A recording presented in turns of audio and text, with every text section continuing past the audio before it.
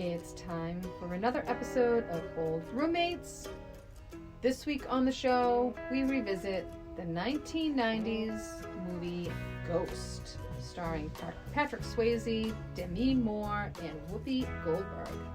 So get your pottery making kit out, make us a nice little pot, and join us for this next episode.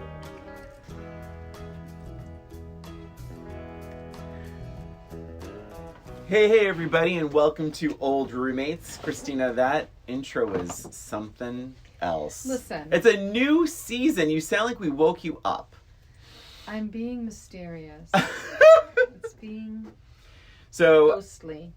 We are the only podcast that revisits pop culture through a middle-aged lens. This is Brian. And this is Christina. And today we are discussing Ghost. We rewatched it. It is from 1990. Written by Bruce Joel Rubin, who won an Oscar for this. And directed by Jerry Zucker, known best till this point for Airplane. Oh. So Christina, we begin, as we always do, by talking about when was the first time you saw Ghost? God, I was thinking about this as I was watching it. I'm like, when did I see this for the first time? I think it was in the movies. I'm pretty sure I saw it in the movies. As you know, as all of our listeners know, I'm a huge Patrick Swayze fan.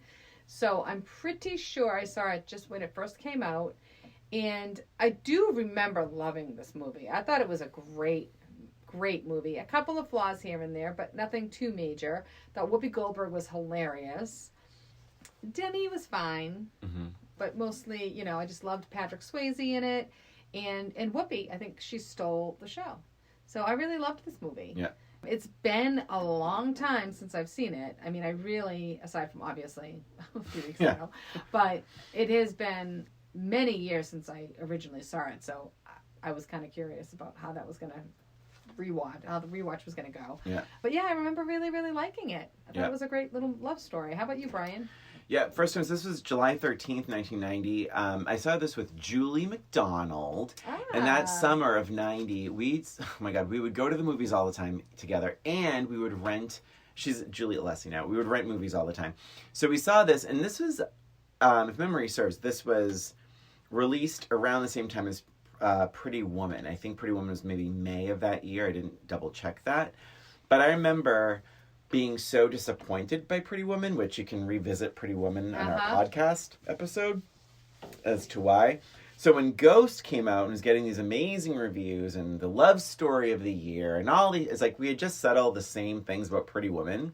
It was like the chemistry, the love affair, the love story. And I'm like, I'm going to be disappointed again. I know I will. And I effing loved this movie. I was just consistently surprised. I actually loved Demi Moore in this because I had never been impressed by anything she had done before. I thought she was very ordinary, to be honest, like her acting.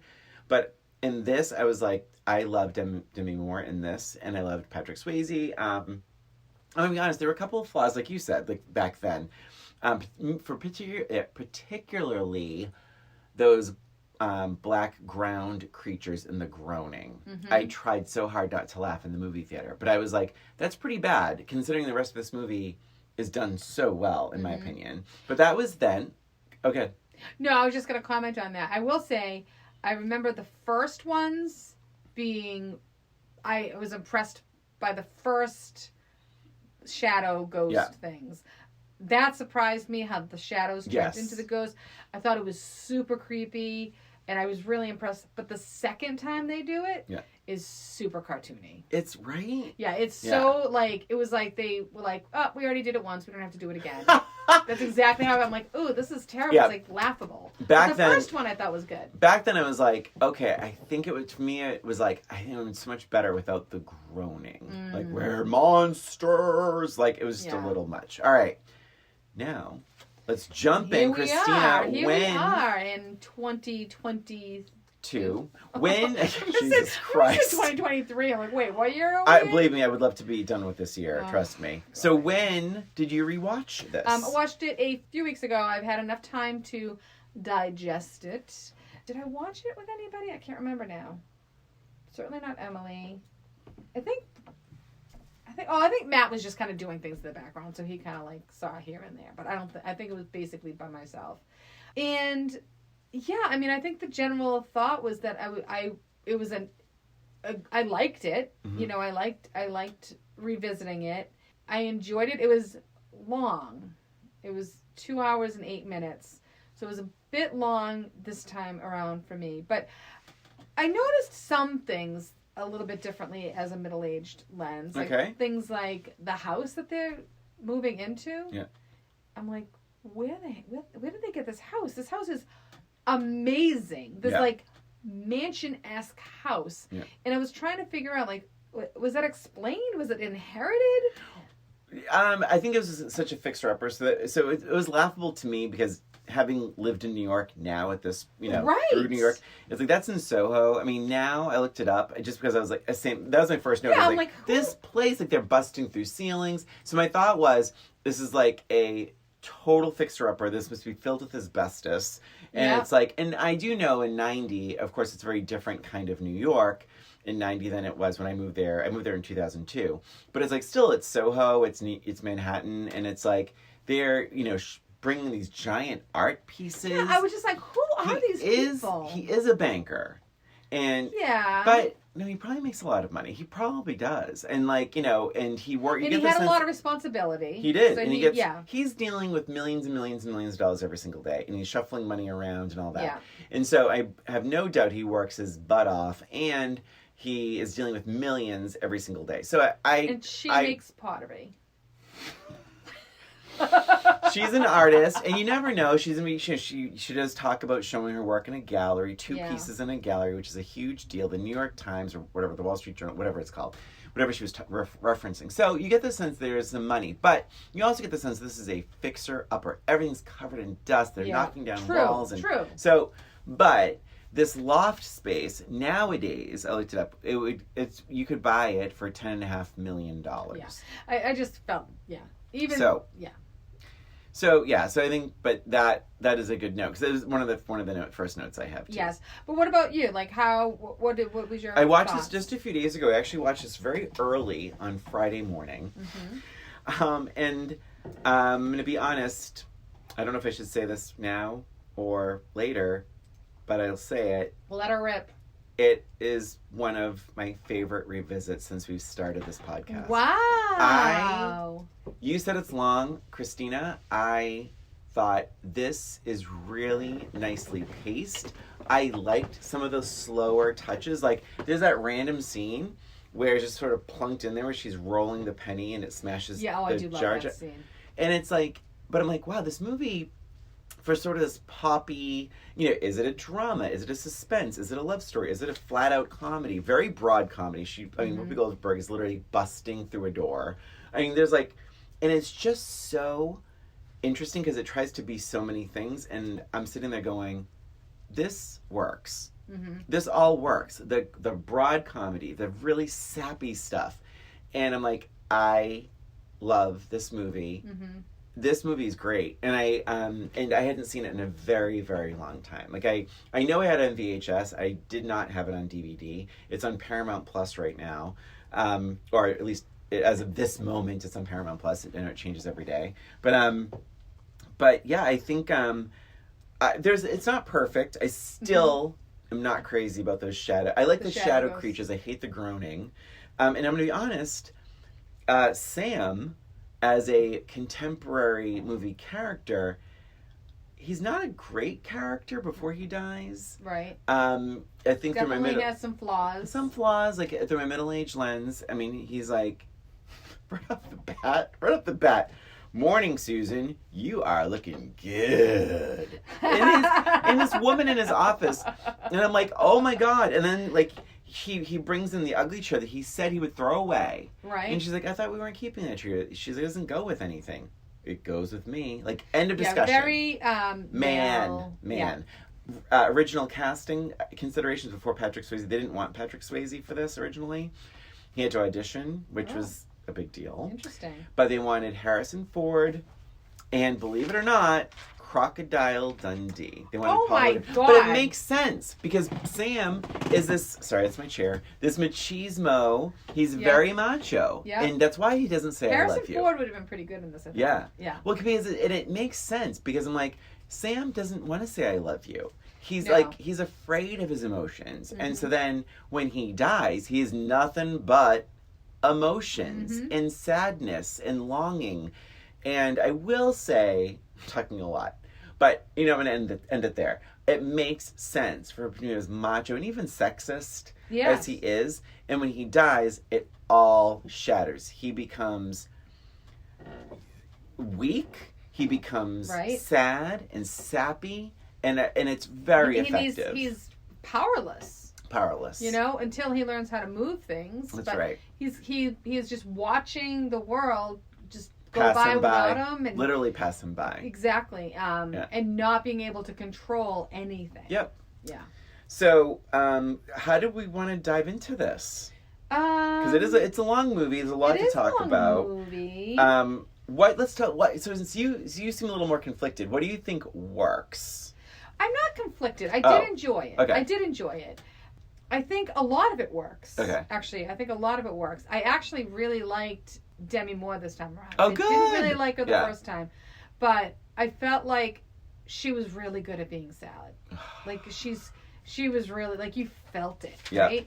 She's a good crier. Do you think because we're older now, because we have husbands, was there any? We have a little bit more of a Did you feel any of that, like when they're in bed talking and stuff, and it's like they're walking down the street from the theater, and it's like, I think it's hard not to think about being in a relationship and being like, oh my God, what if that just fucking happened? Yes. And even just how she handled grief. I feel like as an adult, like, we've dealt with grief. Yeah. And when I first saw it, I don't think that I had. And when you're younger, you think grief is just, being sad. Yeah. Like this outward emotion. But as you get older and you have to actually live through, and I know everybody deals with grief their own way, but at least for me, a lot of it is very internal, and it's holding it in, and it just kind of like leaks out. And you're just sad, and you don't want to do anything. You don't want to leave the house. But you're not being mean. You're not being overly emotional. You're very dead inside, really, right?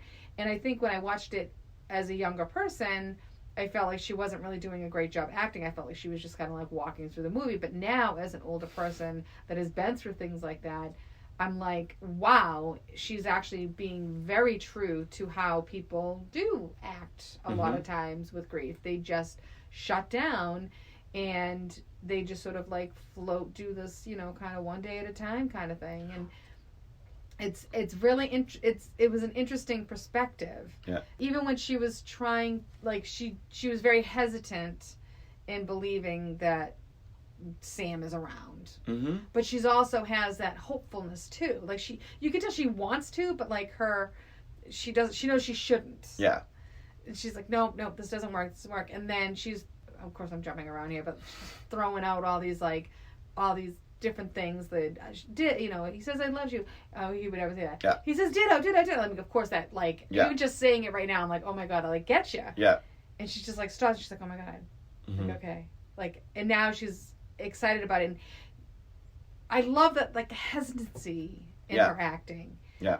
So I appreciated that a lot. I really, actually, she was one of my favorite characters in this time around, which was bizarre, going from least to most. Yeah.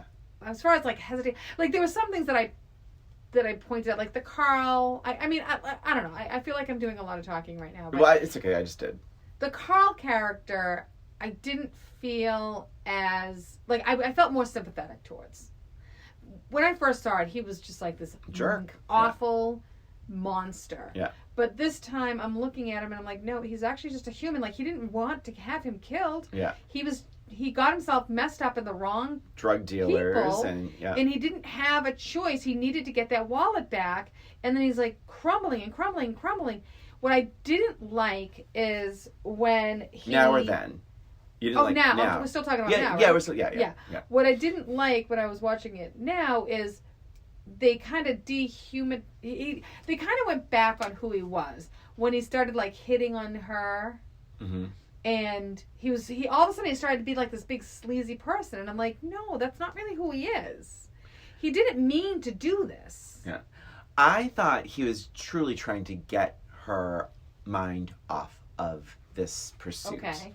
When he spills the coffee, by the way, when that happened back then, I didn't think anything of it. Now I actually laughed out loud. I like Patrick Swayze's facial expression when he looked at him doing this. Like, it's just the idea of him pouring coffee on himself to take his shirt off is such like an 80s like bimbo 80s. Blonde bimbo thing to do. Like, oh my god.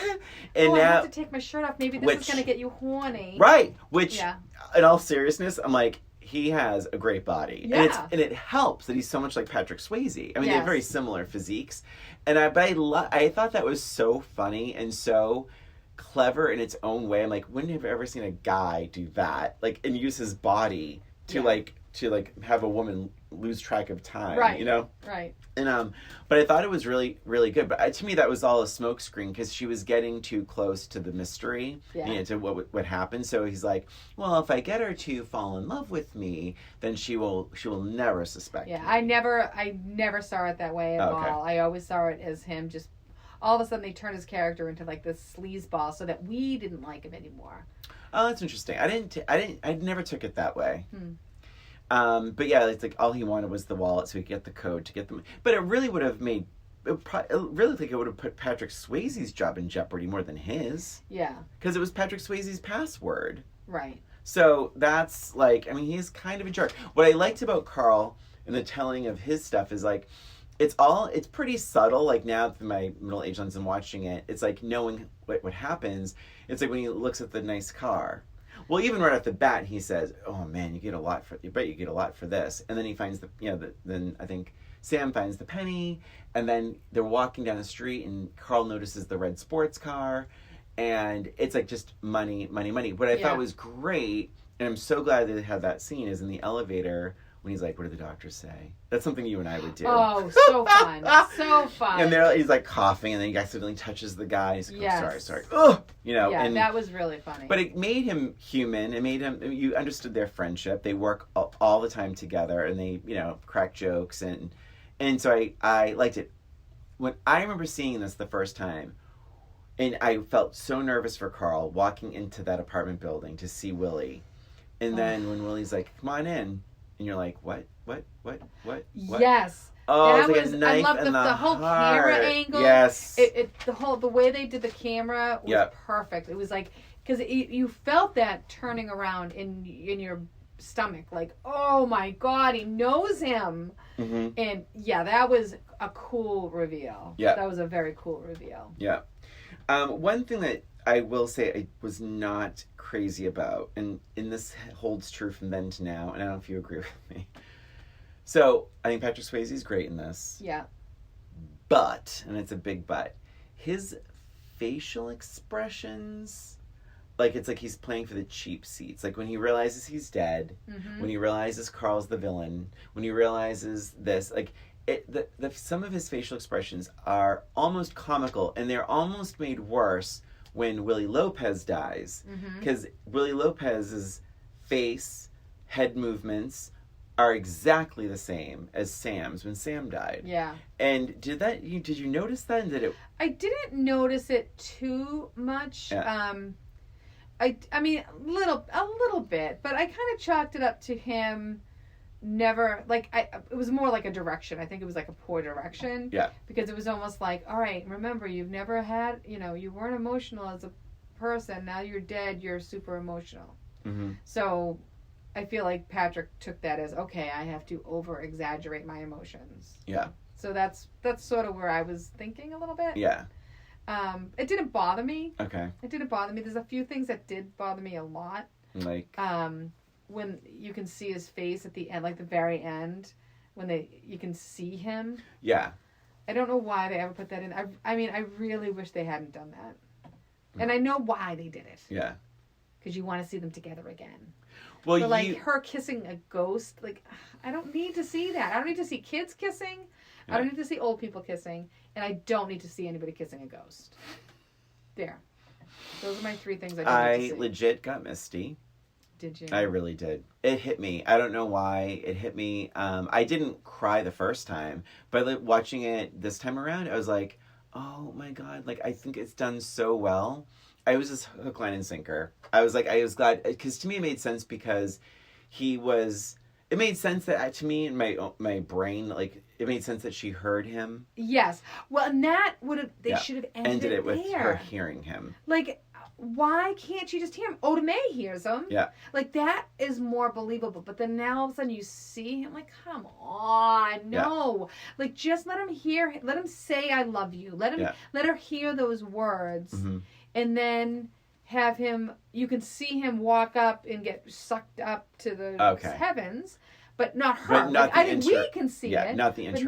But not her. Okay. I don't think she should have been able to interact with them. I thought it was so cheesy. Okay. And it just took away from the whole moment for me. It was just like it would have been so much nicer for her to just be hearing him. Yeah. And talking to him.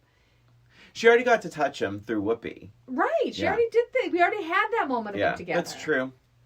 I'm not going to argue that too much. Did you feel that way though then, the first time you saw it? Yeah, I never liked that. Oh, really? See, it didn't bother me then, and I liked it even more now. I just felt like we're on this roller coaster, and it's like, it's just, I know it makes no sense, but little of this movie makes sense. But it's like, it's such, but it's like, I don't mind that it's such a movie, and it's like, so for me, it was, we talked about this a little bit with The Breakfast Club, where like, I hate when it feels like a movie. With this movie, I loved when it felt like a movie in some ways. Like the Whoopi Goldberg character is so broad and funny. And like, so with this, when she sees him, when Molly sees Sam, I'm like, I'm here for it. I think it's really nice. She needed this, closure. The kissing thing is just a bit much. It's so stupid. But when she says ditto, I was like, I remember seeing a thing going, would she really say ditto? She wouldn't say ditto. She would say I love you. And then when he says, see ya. And she says, see ya. And I'm like, oh my God. And it just makes me think how life is just like, it's true. And then when she says bye. And I'm like, oh my God. That's like, I really, it just hit me. I was like, she says bye to like the ghost of her lover. I mean, like, it's just so sweet. I don't know. But I think all of that could have been done without seeing without the ghost. Yeah. Well, but he does walk, and I actually love how it ends. He walks and joins the other ghosts, and it just ends. Which is great. I don't think we didn't. I thought it was okay for us to see it, but not her. It's not. I'm not saying it shouldn't have happened. I think it could have happened for us seeing that. Yeah. And having him turn around and just realizing that he's at peace and all that, and having that go. But even just like a breeze going by for her, or something to indicate, that it was him and he's leaving. They could have done something. Yeah, it's true. They don't keep the science consistent, because when Willie Lopez dies and he gets dragged down, it's not like people in the street are seeing this ghost get dragged down to the ground. Right. So it doesn't make sense at all. But I still loved it. That's valid. I will jump to Whoopi Goldberg. I totally forgot how she appears in an effing closet. Oh my God, it's so low budget. Funny. It's so low. I forgot how really claptrappy that whole setup is with the fortune telling. It is hilarious. Like they open the door. It's like they open the door and there's like coat hangers in there, and then she just like appears. And like I forgot that we're really supposed to think she just appears. Like Sister Oda Mae Brown. Whoopi.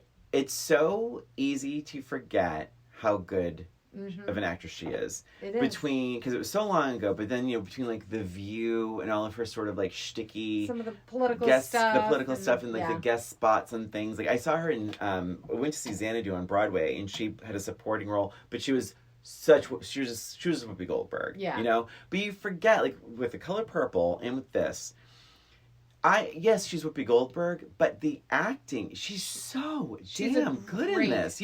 I really forgot how good she was. I was like, oh, she's just Whoopi in this. And like, no, not really. No. She goes from like, cartoony, characteristic thing, like the fortune teller. Yeah. Super funny. Then she's like the wise ass. Yeah. And then she gets to scared. And also to angry. Scene, when she's talking to Molly invites her into first they meet at the coffee shop, they go upstairs. And when she starts yelling at Sam, yes, because Molly can't hear him, Molly actually gets up and walks she away gets from nervous. her. She's nervous, and I'm like, this feels so weirdly real to me, because that is what you would do. Yes. You're like, oh shit, I invited this person to my house, and now she's going bonkers on someone. She's saying someone I can can't hear. And Molly takes a few steps back, and I'm like, if you imagine that scene like in real life, like, oh, for sure, I probably would have my phone in my hand to call 911. Yes. You know, like, yes. How far is this going to go? But when Whoopi busts through, so she's trying to hide from Sam, and he's like, you know, hey, yes. and she busts down the closet door, and the sisters scream, and oh my god, it's so damn funny. She's great. So good. She is so good in this.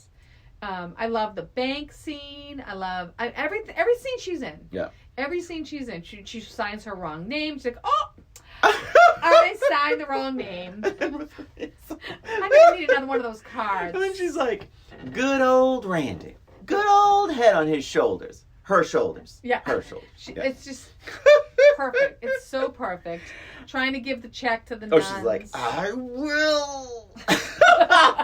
Because you remember, like, that they can't hear Sam. Right. And so the way they engage, and that's actually a note throughout this movie, is all the acting here in relating to Whoopi Goldberg, because, you know, only she can hear Sam. It's actually done really effectively. Yes. They're looking at Whoopi like she is nuts, or Oda Mae Brown. I will say we skipped. I guess we can stick with Whoopi.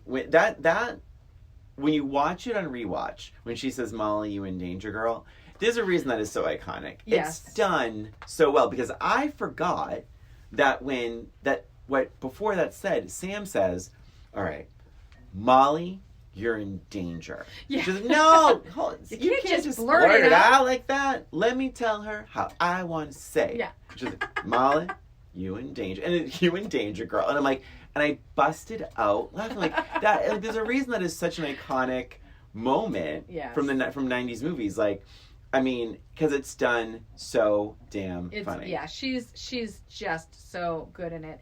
And I love when she's afraid. I love when she's that subtle. When was it? Who's she talking to about Willie Lopez? She's talking to Molly, and she's like, "Oh, he's in my neighborhood." And she's like, "That's my neighborhood." Yeah. You can.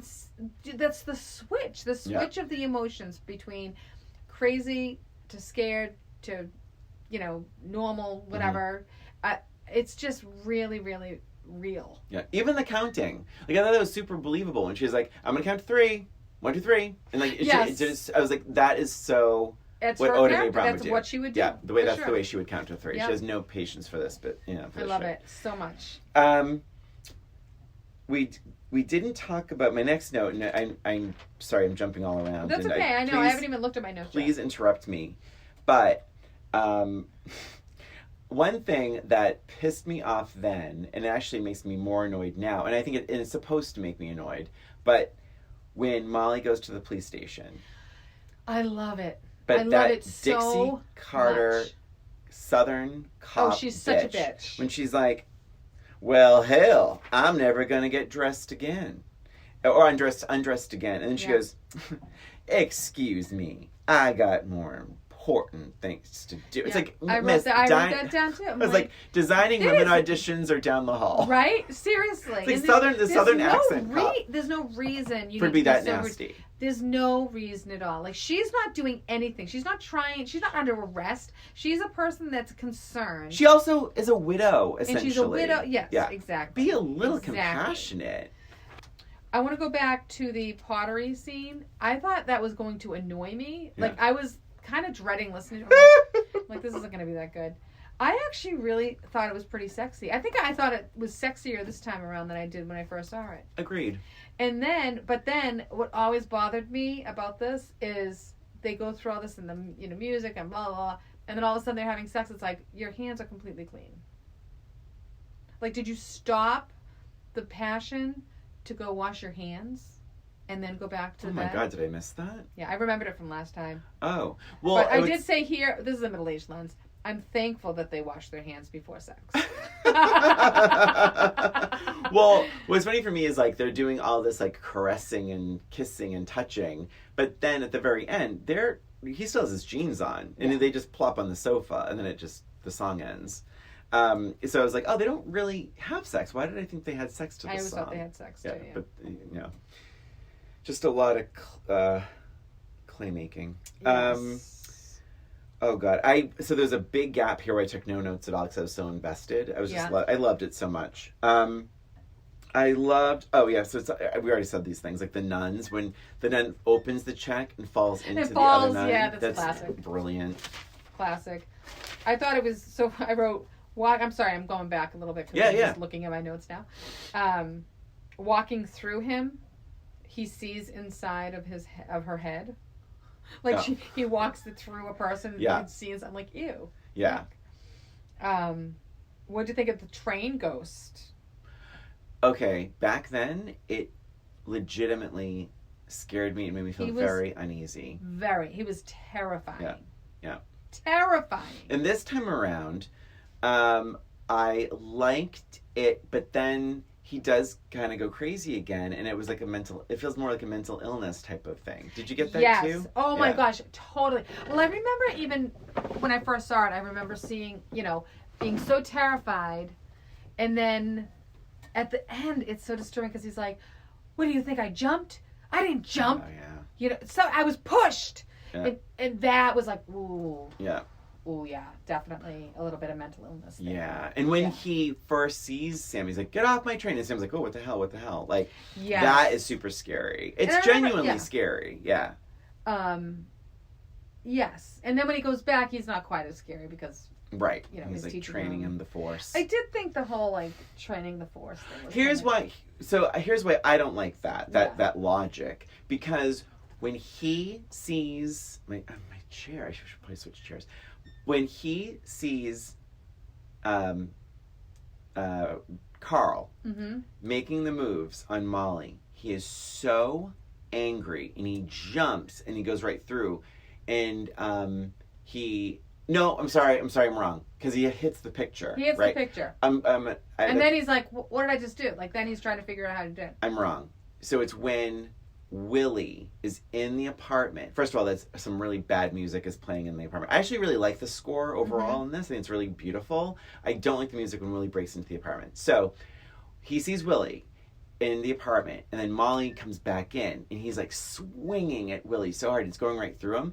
I feel like that would have been the moment where he could have made an impact, because he's so scared and he's feeling everything and he's so upset. I'm like, then why didn't it work when Willie was in the house? Yeah, I know. It was a little bit, it was a little interesting. I guess it's just harnessing it or in something. In a more direct way. Yeah, maybe. I don't know what the science... We have to talk to the train ghost about that. Yes, we'll talk to the ghost. But I did think it was kind of convenient that now, like, he kind of learned somewhat quick. And then I think the part that really... was inconsistent for me is when he was able to type on the computer. Yeah. Like, come on. Yeah. Sam. Like, I just think that was a little bit much. Like, really, now we can type? Why doesn't he just type a letter to Molly? To Molly saying, Carl, it's Carl's fault. Like, if he can start typing stuff now. That is a really good point. And you know what it reminds me of? Someone once said about Little Mermaid, wait, Ariel knows how to read and write, so why can't she tell the prince? Why can't she? Yeah, I think I said that during our revisit. Did you? Can't she write a note to Eric? Oh, okay. Yeah. I don't know if you did or not. Well, you can re-listen to that. You can re-listen to it, too. I already know I said it. I don't have to re-listen. Sure you did, Christina. You're the one that's doubting me. So, that's an excellent point. Yeah, if Sam can type, he should just be typing up instructions for Molly. Yeah, or to the police, or something, anything. Dear police, I am a ghost. Please read this letter. Or just Carl is a killer. Is a killer. Yeah. Or look at Willie Lopez killed me. Yeah, signed a dead man. Yeah. You don't have to. No, you can just do anonymously. You'd have to look it into it. All right, so I did put Carl. Samuel Goldwyn. Oh, that's what confused me, because his name is Sam. The actor's name, right? Isn't it Sam Goldwyn? Yeah, it's I don't remember the last name, but he is Goldwyn. Sam. It's like, well, he's the Goldwyn, like MGM Goldwyn. He's like the grandson of the big guy. So Carl, the actor Sam, is really good at unraveling. I I felt his fear to your earlier point. He was good. Like when he he's was like, very when good. he realizes how screwed he is, when he's like, is someone messing with the computers? Like he's trying to hold it together, and he was excellent. Such good acting. Such good acting. Yes, I agree.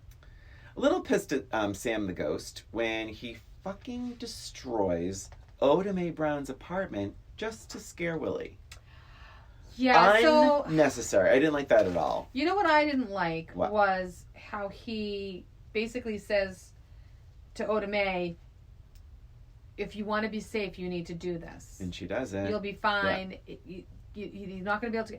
And then... It backfired. And she calls him out on it. Yeah. It says, if you do this, they'll never bother you again. Yeah. And then, I don't know, I think I wrote somewhere. But then, yeah, obviously now, she's in more trouble than ever. Because Molly saw her at the bank. But she also stole the money. Like, it was like, what the fuck? Now they're going to try to kill her because he thinks that she has the money. And she didn't. Bad plan. Yeah. Just when you think I did like in the bank. The ghost. I wrote down when Sam is like whispering to her, and she's like, why are you whispering? Oh, that was so funny. Yeah. That's really funny. $4 million.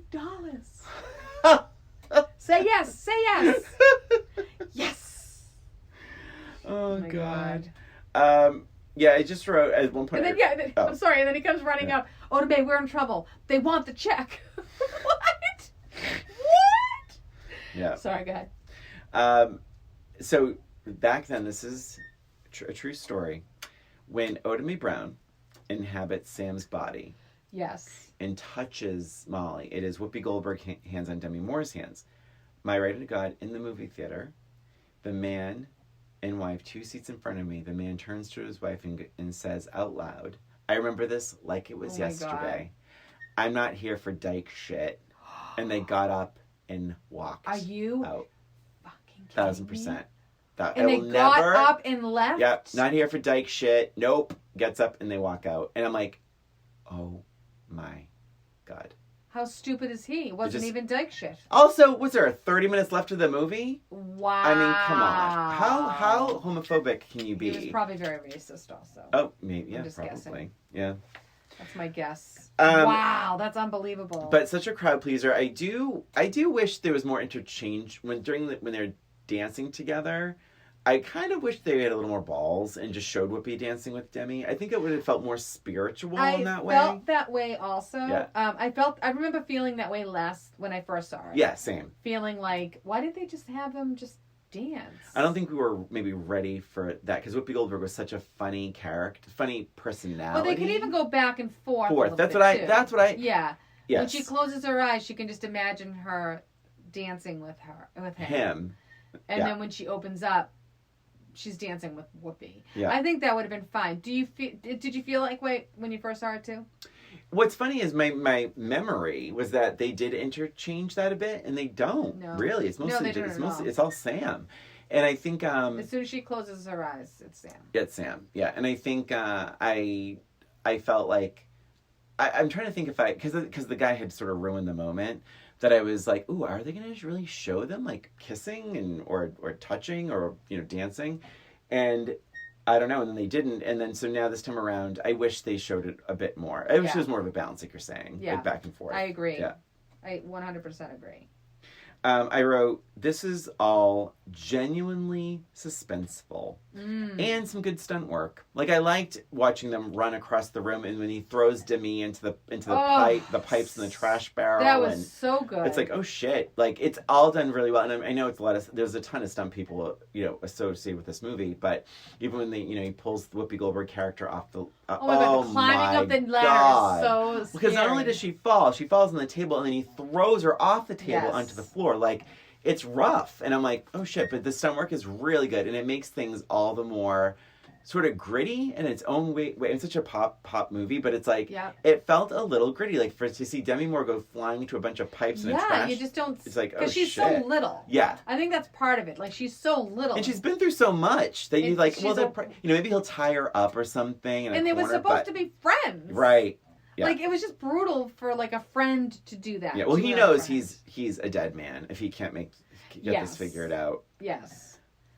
He should have just left. He should have just left town. Yep. Like, he shouldn't have. I mean, what does he think he's going to do? Like, does he... Well, he thinks he can get he the thinks check he can get back. the check back. Yeah.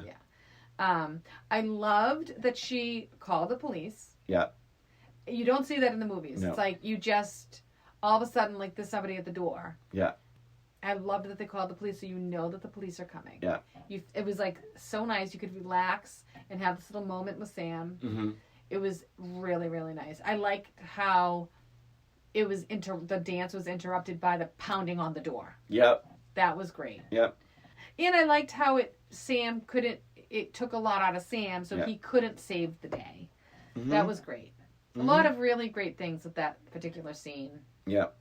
I liked I'm trying to think. I liked all of it. I thought it was oh God. Even when Carl earlier, he grabs a knife and he's like, I'll slit her throat. Like, you just see, I think the acting is really he good. Is You so believe good in it. this. You really He is, believe that yes. he's like, that he will kill his friend about this money, and that he just doesn't have a prayer. And I love in the office when he answers the phone, he goes, Mr. Balistreri? He's like, Mr. Balistreri. He's like, it's John.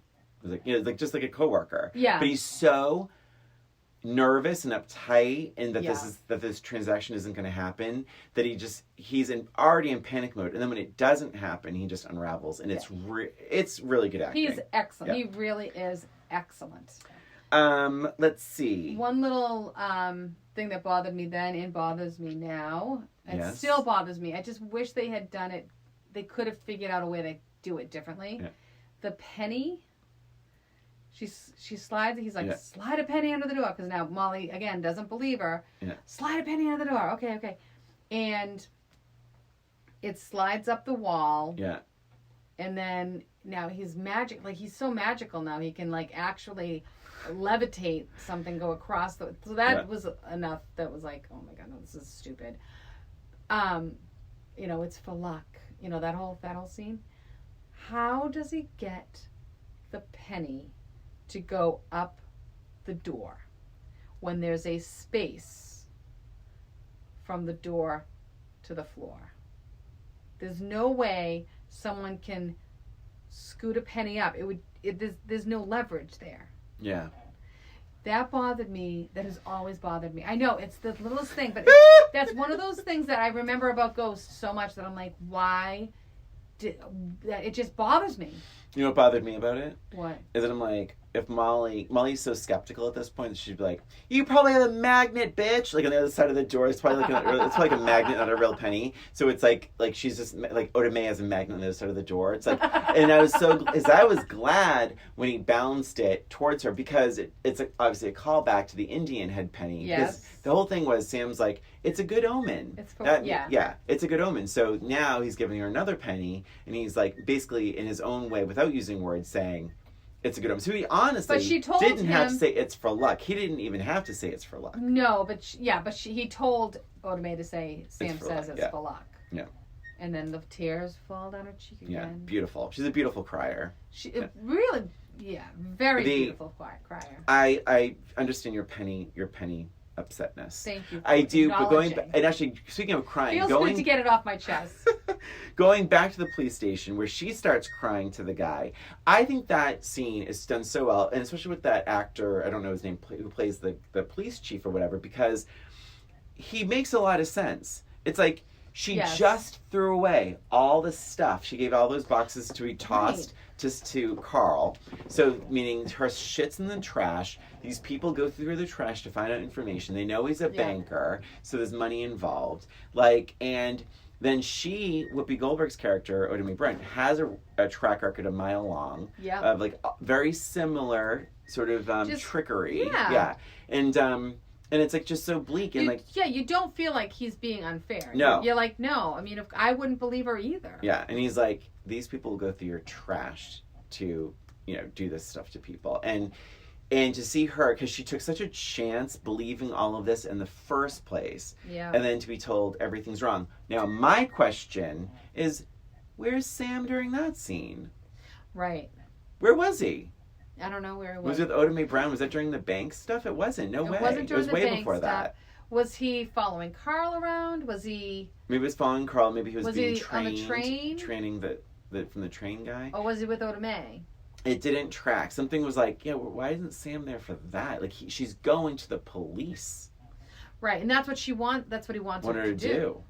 So, a little unfortunate.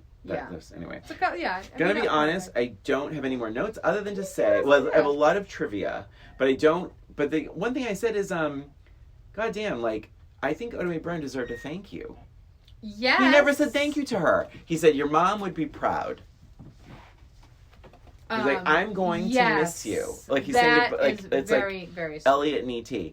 I'm gonna miss you. And he says, your mom would be proud. She's like, she says thanks. Thanks, Sam. You're all right.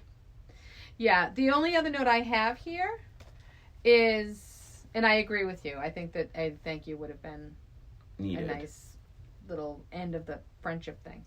Although, what's to say she's not going to still hear him? She can hear other ghosts.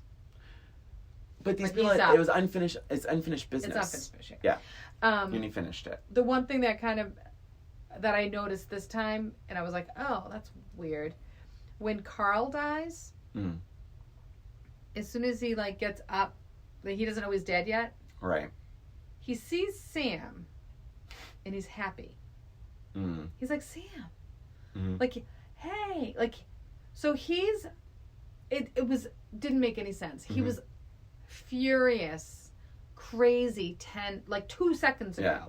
He falls, he gets up, sees the man that he killed, and he's happy. Yeah. It was weird to me. Like, he should have been at least scared or something. Yeah. Yeah. And then Sam's like, dude, turn around. You're like, you've been impaled. You've been, you're dead. I just thought that was weird that he was like happy. Yep, and I'm going to say that too. Once again, it's like the death face in Ghost is very similar. From Willie to Carl to Sam. They all die the same, like very similar expressions on their faces. This is a little strange to me. And the ghosts get worse and worse every time. And it's that, it's like, oh, it's so awful. I hate that groaning. It didn't bother me as much as it bothered you. How are you doing for notes? Because I have some trivia. I'm good. Christina, this movie was made for $23 million. Okay. It made $505 million. Oh my God. It was the highest grossing film of 1990. And for a short period of time, for 3 years, it was the highest grossing film of all time. Wow. Not regulated for inflation. Right. And then that was beaten by Jurassic Park. So it was 8 weeks at number 1. And it was 19 weeks in the top 5. Wow, Yeah. that's insane. It made $65 million in VHS sales and rentals. Wow. Yeah. And 5 Oscar nominations: Best Picture, Did Carl Bruner get on? Nope. That's disappointing. Yeah. Best Picture, Best Score, Best Film Editing. Those are nominations. It won for, obviously, Whoopi, and it won for Original Screenplay. I think the score is really nice in this movie, too. Yeah, I agree. Bruce Willis turned down the role of Sam. And when did he decide to become the ghost I in know, right? Sixth Sense? Right. Isn't that funny, right? Yeah. And, like I said, Paul Hogan, Harrison Ford. And then for Molly, I bet you can guess the 3 actresses that were up for this. Probably the same ones. They're the same over and over again. Michelle Pfeiffer? Yeah. You can do it. I have faith in you. Oh my God. Now I'm under too much pressure. Think of 19... Too much pressure. I can't. Actually, think of 1990. I mean, who's the... Meg Ryan? Yes, one more. Oh my God. 1990. Oh my God. And I mentioned... Laura Dern? No. Julia Roberts. Oh, Julia. Yeah, she just got done with Pretty Woman. So get this, Tina Turner and Oprah auditioned for Oda Mae Brown. I bet Tina Turner would have been great. She would have been interesting, I think. Yeah, I think she would have been really good. Ghost made Demi Moore the highest paid actress of all time. Not for Ghost, but because Ghost was so successful, she got $12.5 million for her next 3 movies. So A Few Good Men, Indecent Proposal, which we should revisit, and that would be a Disclosure. Good one to revisit. Another fun fact, Unchained Melody did something in 1990 that it didn't do when it was released in 1965. It hit number 1. Oh my gosh. So it's so funny. So that's so funny. Imagine that happening nowadays, where like an old song from 1960. Well, oh, what? You mentioned, okay, so finish your sentence, because that is sort of happening right now. Oh. Kate Bush. Oh, yeah, you're right. Yeah. Yeah. Kate Oh my Bush God, of course. is in like the top 10 or something right now, and that's right? from 85, and now it's 2022.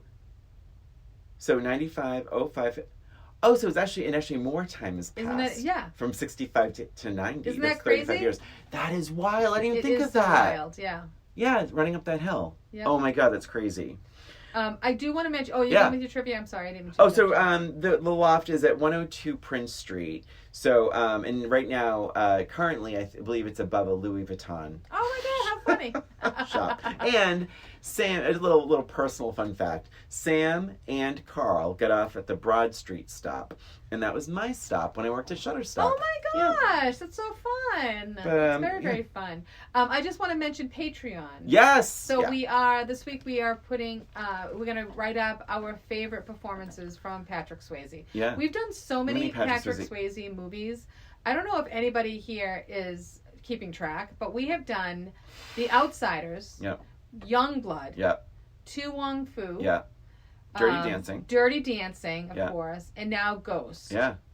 He. I'm gonna be honest. I'm afraid of running out of Patrick Swayze stuff. It's amazing. I cannot believe how many Patrick Swayze movies we've had. It's amazing. Because if you guys remember, Patrick Swayze was one of my picks for best nose on Patreon.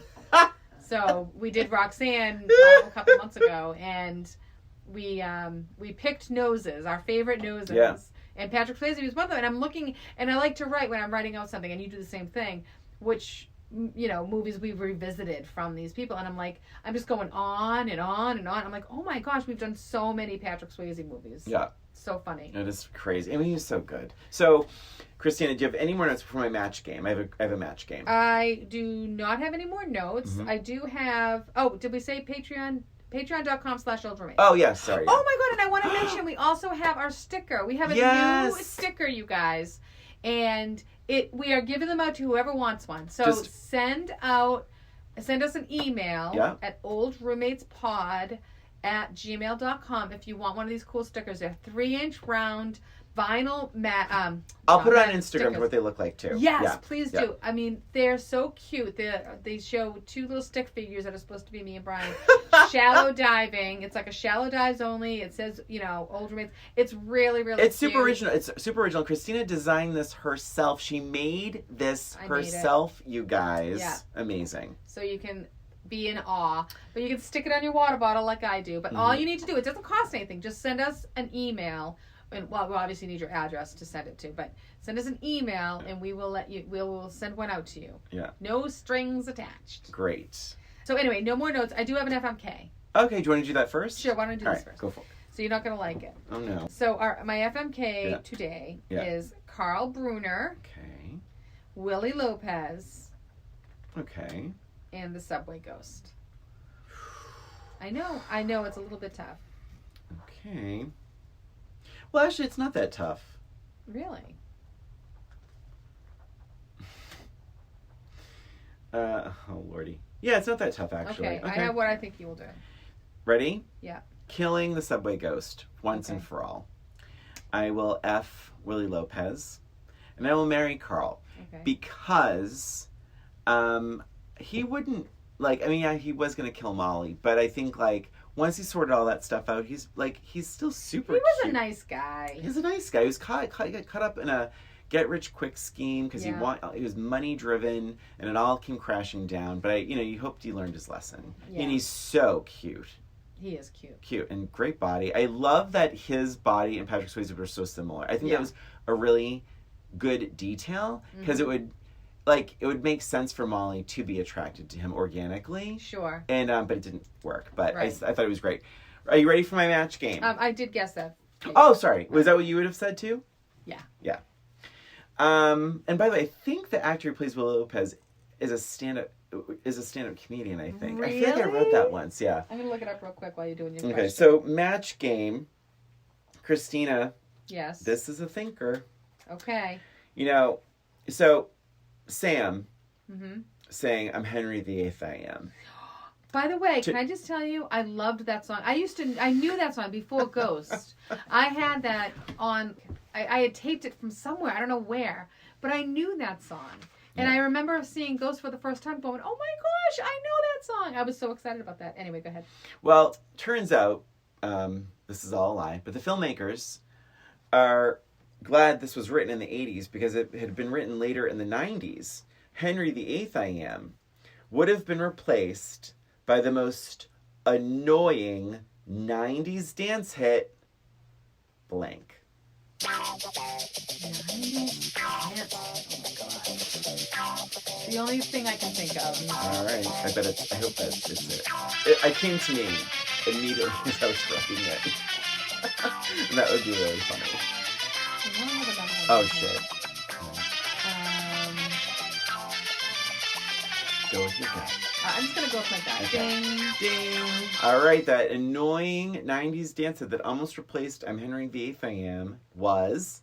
I'm Too Sexy. Oh, that's good. Is that good? I did Macarena. That was my second guess. That was my second guess. I swear to God. I was like, I almost put that down. Because I'm telling but you, my gut was I'm Too Sexy. When he was singing I'm Henry VIII, I am, and I was like, oh my God, it almost sounds like Macarena. Oh my gosh, it does. totally, it has that same sort of similarity, and I'm like, oh my God, that's my question. Oh my gosh. I did look it up, and Rick, I don't know Aviles, yeah. He is listed as an American comedian. So that is really quite great. funny. Oh, wait. Oh my God, but he's passed away. No. Oh my, because I'm like, was. Oh, so sad. He died in March of 1995. Ooh. Whoa, 5 years after Ghost? Wow. How does it say? He was only 42. Here's the death. Hold on. Oh. Died of heart failure. Oh, that's awful. Oh. That's sad. He was good in this. Oh my goodness. Oh, well, and then wait, in 2006, sorry. A 2006 article. So in April 17th, Variety reported that he had died of heart failure on March 17th. 11 years later, a 2006 article in Entertainment Weekly listed him among the celebrities who had contracted HIV and died from complications of AIDS. Oh, that's sad. What a sad way to end this episode. Yeah. Well, we're not ending it right here because more, less, about the same. I think I'm going to say about the same. Okay. Because I really loved it then, and I really loved it now. Yeah. And the same things that bothered me then bothered me now. Yeah. For me, it's more.